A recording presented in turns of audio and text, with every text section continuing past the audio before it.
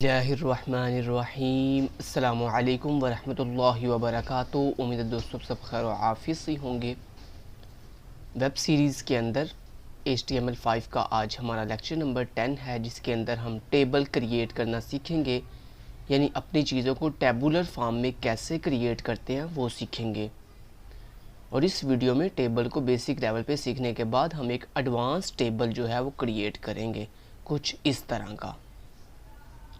तो जब आप ये एडवांस टेबल एक दफ़ा क्रिएट कर लेंगे, आपको अच्छे समझ आ जाएगी, तो ये मैं गारंटी देता हूँ कि आप HTML5 के अंदर किसी भी तरह का एडवांस से एडवांस टेबल भी क्रिएट कर सकेंगे अगर आप ये वाला एडवांस टेबल क्रिएट कर लेंगे तो चले लेट्स गेट स्टार्टेड।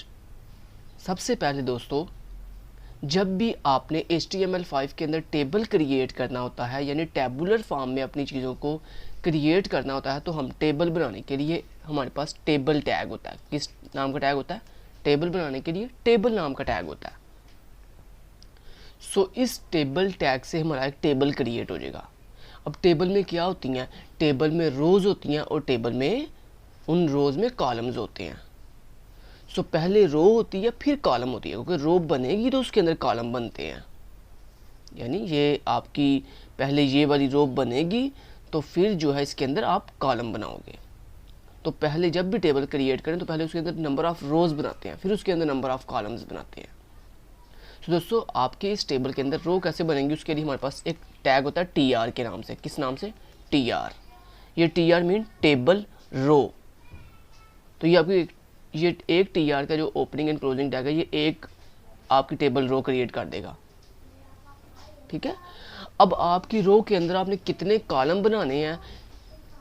कॉलम बनाने के दो तरीके हैं। या तो आप कॉलम में हेडिंग लिखोगे या आप कॉलम में डाटा लिखोगे। आपने देखा होगा टेबल के टॉप पे हेडिंग्स होती हैं और उन हेडिंग्स के नीचे डाटा होता है।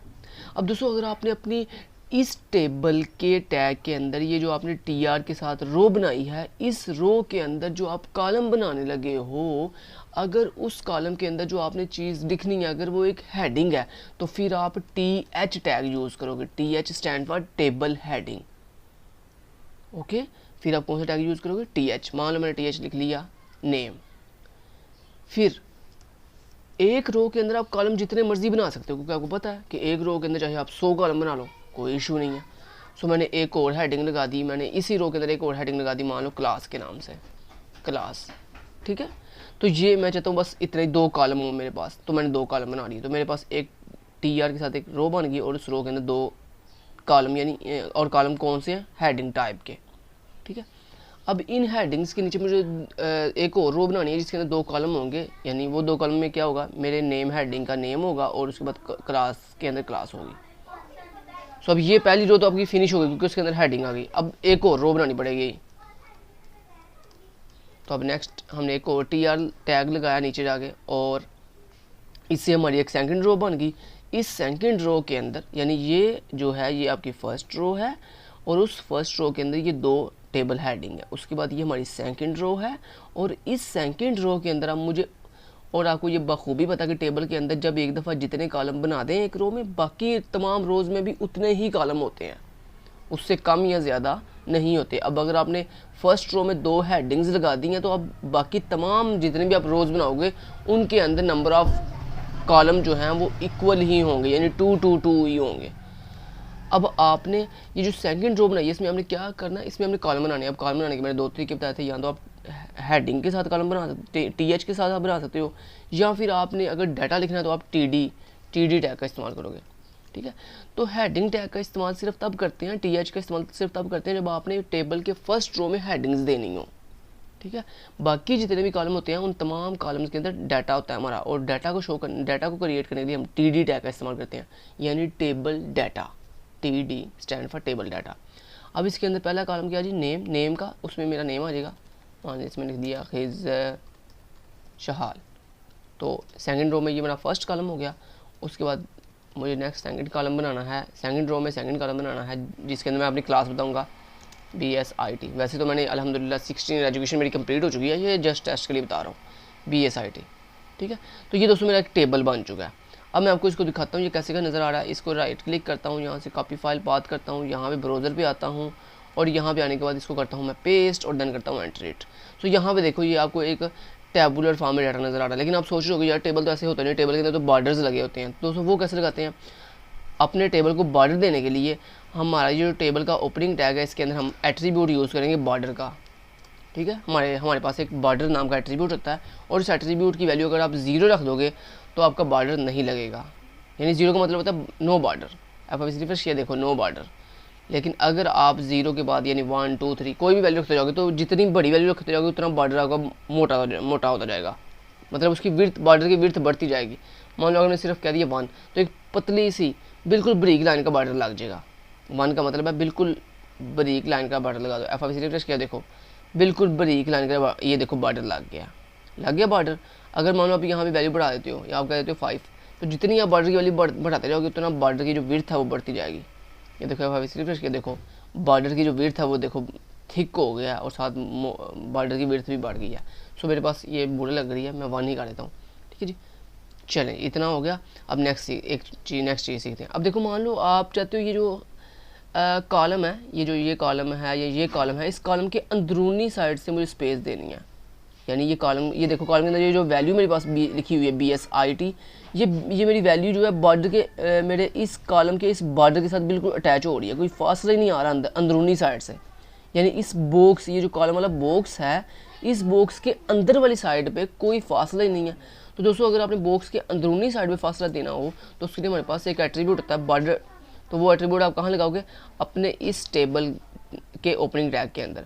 सो यहाँ पे हमारे पास एक एट्रीब्यूट होता है सेल पैडिंग के नाम से। सेल पैडिंग यानी सेल पैडिंग का मतलब होता है सेल के, यानी ये जो मेरा सेल है इसको सेल कहते हैं, आपको पता ना इसको सेल कहते हैं, एक कॉलम को सेल कहते हैं। सो इस सेल के अंदरूनी साइड पर जो फासला होता है उसको हम पैडिंग कहते हैं। तो उसके लिए मैंने क्या दिया, मेरी जो पैडिंग है वो 25 कर दो। तो जितनी आप पैडिंग ज़्यादा कर जाते हो उतनी आप बड़ी वैल्यू दे सकते हो। मान लो आपने कहा दी 75 तो ज़्यादा हो जाएगी पैडिंग, लेकिन मैंने 25 ही रखनी है। तो मैंने 25 दे के इसको यहाँ पे ऐसे F5 से रिफ्रेश किया और देखो सेल के देखो अंदरूनी साइड पे, ये देखो सेल के अंदरूनी साइड पे फासला आ गया 25 पिक्सल का। ओके, इसी तरह दोस्तों ये आपको नज़र आ रहा होगा, ये एक सेल है और ये मेरा दूसरा सेल है। इन दोनों सेल के बिटवीन, मैं थोड़ा जूम करके बताना चाहता हूँ, ये कुछ इस तरह देखना, एक सेल, ये एक सेल है, ये मेरा एक सेल है नेम वाला और ये मेरा दूसरा सेल है क्लास वाला। इन दोनों सेल के बिटवीन, ये देखो ये बिटवीन दरमियान में ये देखो फासला आ रहा है, ये ऊपर से भी, ये नीचे से भी, ये बैरूनी साइड से यानी आउटसाइड द सेल आपको ये चारों साइड से फासला नज़र आ रहा है। ये देखो ये लेफ़्ट से, राइट से भी, ये लेफ़्ट से भी। दोस्तों अगर आपने दो सेल के बिटवीन ये जो फासला आ रहा है इसको ख़त्म करना हो तो इसको ख़त्म करने के लिए हमारे पास जो है वो एक होता है जनाब एट्रीब्यूट जिसका नाम है सेल स्पेसिंग। सेल स्पेसिंग यानी सेल के दरमियान जो स्पेस आ रही है, सेल स्पेसिंग। तो मैंने कहा उसको 0 कर दो। अगर आप सेल स्पेसिंग बढ़ाने रहते हो तो आप 0 से बड़ी वैल्यू दे दो, यानी वैल्यू बढ़ाते जाओ तो वैसे स्पेस बढ़ती जाएगी। लेकिन अगर आप 0 कर दोगे तो मतलब आप कह रहे हो ये जो दरमियान में एक सेल से दूसरे सेल के दरमियान जो स्पेस आ रही है इसको ख़त्म कर दो। F5 से रिफ्रेश किया देखो दरमियान जो स्पेस आ रही थी वो देखो बिल्कुल ख़त्म हो गया और वो सारे बॉर्डर आपस में कोलैप्स हो गए यानी मिल गए हैं आपस में। ठीक है जी, तो ये बन गया आपका जनाब बेसिक टेबल। उम्मीद आपको समझ आ गई होगी। टेबल बनाने के लिए आप टेबल टैग का इस्तेमाल करते हो, उसके अंदर रो बनाने के लिए आप TR टैग का इस्तेमाल करते हो, उसके अंदर अगर आपने हेडिंग देनी हो तो आप TH का इस्तेमाल करते हो, उसके अंदर अगर आपने टेबल डाटा लिखना हो तो उसके लिए यानी कॉलम के अंदर डाटा लिखना हो तो उसके लिए आप TD का इस्तेमाल करते हो। समझ आ गई? चलो अब बढ़िया हो गया। अब इस एडवांस टेबल को बनाते हैं। तो यहाँ से मैं इस चीज़ को कर देता हूँ, यहाँ से ये एक दफ़ा देख लो इसको। चलो मैं एक आधा मिनट वेट कर लेता हूँ आपका। इसको अच्छे से पहले देख लो एक दफ़ा कि मैंने कैसे बनाया था इसको। चलो बढ़िया, उम्मीद है आपने स्क्रीनशॉट ले लिया होगा या जो भी आपने जो भी आपने किया होगा। सो चले जी, मैंने ख़त्म कर दिया टेबल इसको। अब हम करने लगे हैं एडवांस टेबल बनाने लगे हैं। सबसे पहले दोस्तों टेबल बनाने के लिए क्या करेंगे, हम टेबल टैग का इस्तेमाल करेंगे। चलें जी, ये टेबल टैग से हमारा टेबल बन गया। अब इस टेबल के अंदर कितनी रोज़ हैं, पहले तो आप रोज़ डिफाइन करते हो ना कि आपने जो टेबल बनाने लगे उस टेबल में टोटल रोज़ कितनी है। तो रोज़ आपको पता है ना किसको कहते हैं, रोज़ कहते हैं हॉरिजॉन्टल लाइन को। तो ये आपकी पहली रो हो गई, ये आपकी दूसरी रो हो गई और ये आपकी तीसरी रो हो गई। ठीक है, तो हॉरिजॉन्टल लाइन को रोज़ कहते हैं। तो कितनी रोज़ हैं आपके पास, फर्स्ट सेकंड एंड थर्ड, 3 रोज हैं। तो इसका मतलब 3 रोज बनाने के लिए हम 3 दफ़ा टी आर टैग का इस्तेमाल करेंगे। तो ये पहला टी आर, देन उसके बाद दूसरा टी आर, देन ये तीसरा टी आर। चलें जी, तो 3 टी आर बना लिए, मतलब मैंने 3 रोज बना ली हैं। अब ये जो पहली मेरे पास रो है, ये पहली रो है, ये दूसरी रो है और ये तीसरी रो है। अब पहली रो के अंदर मुझे क्या करना है, देखते हैं क्या करना है। पहली ये जो रो है पूरी की पूरी, इस रो के अंदर मुझे जो है एक हेडिंग ऐड करनी है, जॉब फॉर्म के नाम से एक हेडिंग ऐड करनी है। तो मैंने हेडिंग कैसे ऐड करेंगे, टी एच के साथ, जॉब फॉर्म, ठीक है, हेडिंग लगा ली मैंने, ठीक है जी, ओके, बढ़िया हो गया। उसके बाद अब बारी आती है अगली रो की। सेकंड रो के अंदर मुझे चाहिए 3 कॉलम। कितने कॉलम, 1 2 एंड 3, ओके, 3 कॉलम चाहिए। अब 3 कॉलम के चाहिए मुझे कितनी, कौन सी रो में, दूसरी रो में। तो ये मेरी सेकंड वाली रो ये वाली है। सो इस रो के अंदर मैंने बना लिया 3 कॉलम। तो 3 कॉलम जो है वो हेडिंग टाइप के होंगे या डाटा टाइप के, आपकी मर्ज़ी है। आपने हेडिंग ही बनानी है तो हेडिंग बना लो, वरना आपको पता ना हेडिंग सिर्फ फर्स्ट पे होती है, बाकी सारे कॉलम्स होते हैं। सो मैंने बना ली, चलिए मैंने हेडिंग ही लगा, क्योंकि ये जो जॉब फॉर्म है सो मैं इसमें टी एच ही लगा लेता हूँ, मतलब सबको हेडिंग ही बना लेता हूँ। सो ये मेरा हो गया हेडिंग का ओपनिंग एंड क्लोजिंग। तो मुझे हेडिंग कितनी लगानी है सेकंड रो में, 3। सो मैंने हेडिंग लगा ली। आपकी मर्ज़ी है, आप यहाँ पे टी एच लगाओगे फिर भी चल जाएगा, टी डी, क्योंकि कॉलम बनाने के मैंने आपको बताया 2 तरीके हैं। यहाँ टी एच से बना लो कॉलम, या फिर आप टी डी से बना लो। टी एच से बनाओगे तो वो हेडिंग बन जाएगी, टी डी से बनाओगे तो वो डाटा बन जाएगा, ठीक है। 2 3, चलो जी 3 कॉलम बना लिए मैंने हेडिंग टाइप के। अब फर्स्ट में क्या आएगा, फर्स्ट मेरे सेकंड रो के फर्स्ट कॉलम में आ रहा है फर्स्ट नेम, सेकंड रो के सेकंड कॉलम में आ रहा है लास्ट नेम, सेकंड रो के थर्ड कॉलम में आ रहा है पेस्ट फोटो। तो यहाँ पे लिखते हैं फर्स्ट नेम, सेकंड कॉलम में आ रहा है लास्ट नेम, नेक्स्ट आ रहा है पेस्ट फोटो, ठीक है। चलिए इतना हो गया। नेक्स्ट मेरे पास जो थर्ड रो है उसके अंदर एक ही कॉलम है। अब आप कहोगे एक कॉलम कैसे, ये तो 2 कॉलम है। और मेरे भाई 2 कॉलम कैसे, आपने ये जो पेस्ट फोटो है इसको सेकंड रो के साथ अटैच कर दिया हुआ है। सो कॉलम ये एक ही है, वो अलग बात है कि ये 2 रोज की जगह कवर कर रहा है। ये बॉक्स जो है आपका पेस्ट फोटो वाला, ये रोज़ कितनी कवर कर रहा है, 2 रोज़ कवर कर रहा है। अब एक कॉलम को 2 रो कैसे कवर करवाते हैं ये बाद में हम देखेंगे, ये बाद का कंसेप्ट है, थोड़ा एडवांस है, वो खत्म अभी आपको कि इस पेस्ट फोटो वाले को हम 2 रो की फासला कैसे कवर करेंगे। अभी आप सिर्फ ये देखो कि थर्ड रो में आपके पास कितने कॉलम है, सिर्फ एक ही कॉलम है, ये एड्रेस वाला, क्योंकि पेस्ट फोटो तो आपने पीछे वाली सेकंड रो में ऐड ऑलरेडी कर दिया हुआ है, ठीक है। सो ये है दोस्तों एडवांस चीज़ें जो आपको मेंटली जो है याद रखनी पड़ती, यानी प्रिपेयर करनी पड़ेंगी। सो यहाँ पे तीसरी रो में मेरे पास एक ही हेडिंग, एक ही यानी डाटा कॉलम है जिसके अंदर लिखा हुआ है एड्रेस, ठीक है जी। चलें जी, हो गया। अब मैं इसको एक दफ़ा रिफ्रेश करने से पहले मैं आपको इसको बॉर्डर, टेबल को बॉर्डर दे देते हैं। सो मैंने इसको बॉर्डर दे दिया 1, उसके बाद मैंने इसको सेल पैडिंग दे दी, कितनी बड़ा सेल पैडिंग दे दी मैंने इसको 25, और सेल स्पेसिंग दे दी मैंने इसको, कौन कितनी सेल स्पेसिंग दे दी 0, ठीक है जी। ये मैंने आपको करवा दिया। तो ये तो हमने अभी बेसिक भी किया था। अभी हमने जो चीज़ सीखनी है वो कुछ थोड़ी एडवांस है। आप इसे रिफ्रेश किया और ये देखो कितना बोंगा सा आपने टेबल बनाया। अब नेक्स्ट चलते हैं, इसको थोड़ा एडवांस, इसको ऐसे की शेप में हमने कन्वर्ट करना है। अब कैसे करेंगे, सबसे पहले आप अपने टेबल को 1 बाय 1 टेबल तो हमने पूरा बना लिया। अब हमने देखना हमने मिस्टेक कहाँ पे किया। मिस्टेक ना हमने ये किया कि देखो यहाँ पे जो मेरी फर्स्ट रो है ना उसके अंदर एक ही कॉलम है, लेकिन उस कॉलम ने कितनी जगह ली हुई है, उस कॉलम ने बेसिकली 3 कॉलम का एरिया लिया हुआ है। अगर आप गौर से देखो तो ये जॉब फॉर्म वाले कॉलम ने कितना जगह ली हुई है, इसने बेसिकली 3 कॉलम की जगह ली हुई है। 3 कॉलम की जगह ली हुई है ना, ये देखो एक कॉलम ने 3 कॉलम की जगह ली हुई है। सो टेबल के अंदर जितने मैक्सिमम कॉलम होते हैं ना उन कॉलम को देखकर ये डिसाइड करते हैं कि मेरे बाकी कॉलम ने कितने कॉलम की जगह ली हुई है। सो जॉब फॉर्म वाले कॉलम ने 3 कॉलम की जगह ली हुई है। सो उसके लिए अब मैं क्या करूँगा, मैं इस जॉब फॉर्म, ये जो मेरा जॉब फॉर्म वाला कॉलम है इसको 3 कॉलम की जगह दूंगा। तो दोस्तों अगर आपने किसी एक कॉलम को मल्टीपल कॉलम की जगह देनी हो, तो उसके लिए उस कॉलम की ओपनिंग में, चाहे वो ओपनिंग चाहे टी एच से आपने किया हुआ है या टी डी से किया हुआ है, सेम तरीका है, सेम तरीका है। सिंपल आपने उस जिस कॉलम को बस आपने मल्टीपल कॉलम की जगह देनी है ना, उस कॉलम के ओपनिंग के अंदर आगे, मतलब उसके ओपनिंग टैग में आगे आपने कॉल स्पैन नाम से एक टैग यूज़ करना। किस नाम से? एट्रीब्यूट, सॉरी टैग नहीं, attribute. Call span, call span, call span के अंदर आपने उतनी वैल्यू लिख देनी है जितने कॉलम की आपने जगह देनी है। तो मैंने कितने कॉलम की जगह देनी है? 3 कॉलम की, तो मैंने 3 लिख दिया। अब आपको दिखाता हूँ यहाँ पे आके F5 की मैंने रिफ्रेश, और देखो मेरे जॉब फॉर्म वाले कॉलम ने 3 कॉलम की जगह ले ली है। समझ आई बात की?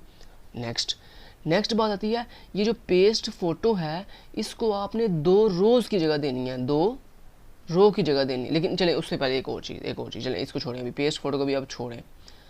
अभी पहले आप ये देखें कि जो एड्रेस है, ये जो एड्रेस था इसको आपने कितने कॉलम की जगह देनी है। यहाँ पे दिखाता हूँ आपको। ये जो एड्रेस है इसने कितने कॉलम की जगह ली हुई है? यहाँ तक एड्रेस ख़त्म हो रहा है, यहाँ तक आपके एड्रेस वाला कॉलम की बाउंड्री यहाँ तक है। इसका मतलब इसने कितने कॉलम की जगह ली हुई है? 1 और 2, यानी 2 कॉलम की जगह ली हुई है। आपके एड्रेस ने फर्स्ट नेम और लास्ट नेम दोनों को मर्ज करके एक कॉलम बनाया हुआ है हमने। सो ये जो आपका एड्रेस वाला कॉलम है इसने 2 कॉलम की जगह ली हुई है। सो उसके लिए हम इसको कॉल स्पैन कितना देंगे? 2 दे देंगे। आते हैं यहाँ पे F5 करते हैं रिफ्रेश, और देखो एड्रेस को 2 कॉलम की जगह मिल गई है। ठीक है, अब बात ये आती है, ये जो पेस्ट फोटो है इसको 2 रोज़ की जगह देनी है, ऐसे ही है ना? 2 रोज़ की, ये देखो 2 रोज़, इसने जो आपका पेस्ट फोटो है इसने कितनी रोज़ कवर की हुई हैं? इसने ये 2 रोज़ में रिकवर की हुई हैं। ठीक है, एक ये वाली सेकंड रो और एक ये थर्ड रो, 2 रोज़ कवर की हैं। तो दोस्तों ये जो पेस्ट फोटो वाला कॉलम है इसने 2 रोज़ कवर की हुई हैं। तो दोस्तों अगर आपने किसी कॉलम को मल्टीपल रोज़ की जगह देनी है तो उसके लिए हमारे पास रो स्पैन नाम से एक एट्रीब्यूट होता है। सो जिस तरह कॉलम मल्टीपल कॉलम की स्पेस देने के जगह देने के लिए कॉल स्पैन होता है ना, इस तरह मल्टीपल रोज़ की जगह देने के लिए रो स्पैन होता है। सो रो स्पैन के अंदर आप उतनी वैल्यू लिख दोगे जितनी आपने रो की जगह देनी है। तो मैंने पेस्ट फोटो को कितनी रो की जगह देनी है? 2 की। सो मैंने 2 लिख दिया। 2 लिखने के बाद अब मैं इसको करता हूँ यहाँ से रिफ्रेश, रिफ्रेश, और देखो बूम गाइस, ये देखो पेस्ट फोटो को जो है वो 2 रोज़ की जगह मिल गई है, एक सेकंड रो की, एक थर्ड रो की। चले जी, आपका एडवांस फॉर्म बिल्कुल रेडी है। Oh hurry up, wow, so cool and beautiful. So जनाब आपको उम्मीद है अच्छे समझ आ गई होगी कि एडवांस से एडवांस टेबल कैसे क्रिएट करते हैं, क्योंकि अब आपको कॉल स्पैन और रो स्पैन की तो समझ आ ही गई है। सो अब आप चाहे जितना मर्जी आपको एडवांस टेबल मिले आप इजीली उसे क्रिएट कर सकोगे, उम्मीद करता हूँ इंशाल्लाह। ठीक है, लेकिन तब जब आप इसकी अच्छे से प्रैक्टिस करोगे। Thank you so much guys, take care, अल्लाह हाफिज़।